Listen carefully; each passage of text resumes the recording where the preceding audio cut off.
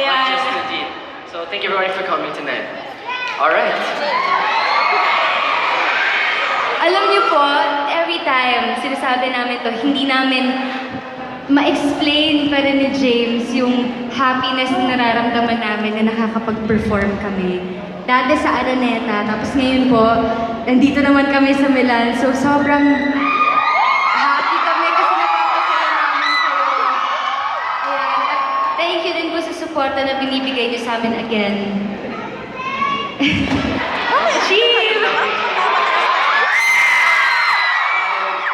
Nararating namin ang mga pangarap namin. Because of your love and support. So thank you guys.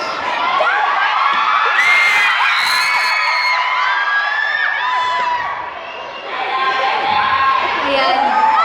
Alam niyo po, sigurado ako na karamihan po sa inyo nakaka-relate kay Lea. Nakaka-relate sa story ng Lea. I'm pretty sure. Diba? Kasi katulad naman ni Lea, we have families din na nasa Pilipinas na sinusuportahan namin that we really love. Kaya naman, lahat ng pagmamahal natin and sacrifices natin, binibigay natin para sa kanila, diba? Yes, and I'm sure you'll miss your families back home in the Philippines. Am I right?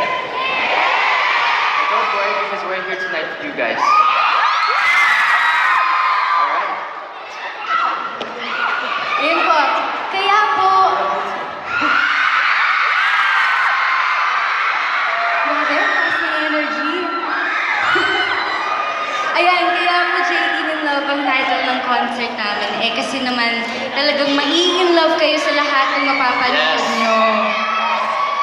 Ayan, i-share namin sa inyo lahat ng mga kilig moments. Ayan, yung love paparamdam talaga namin sa inyong lahat ngayong tanghali. Ayan, so, sino ba yung mga in love dito? Ako, hindi ako naniniwala.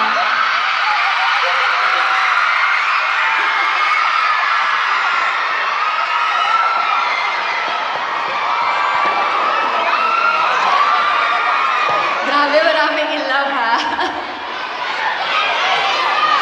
Ayan, ako, cheesy. Kakainis. Love you too!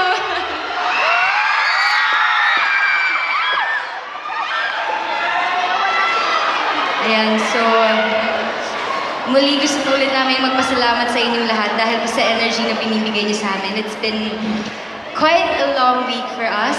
Sunod-sunod yung mga tours and everything. And gusto namin magpasalamat kasi hindi kami napapagod dahil sa inyo.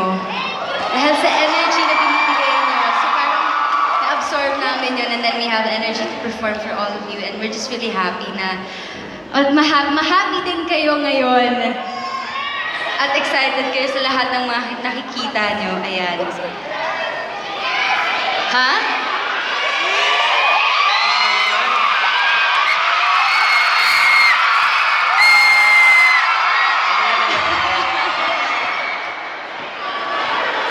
Ay, nako.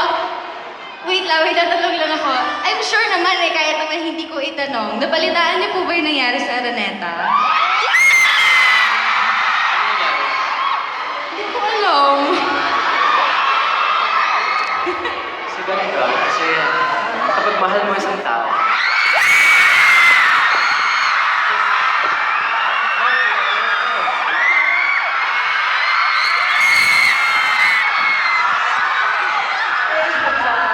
minamahal niya tonight. Pero, okay, sino namimiss ang mga, sino ang naiwan ang mga loved ones nila? Yung hubby or wife nila. Yes, sa Pinas. Ayan. Well, kasama niyo man po or hindi yung mga loved ones niyo, sabayan niyo po kami kasi kakantahin po namin yung ilan sa mga favorite na love songs niyo na for sure naging Ayan, so kung alam niyo po yung kakantahin namin, please sabayan niyo po kami.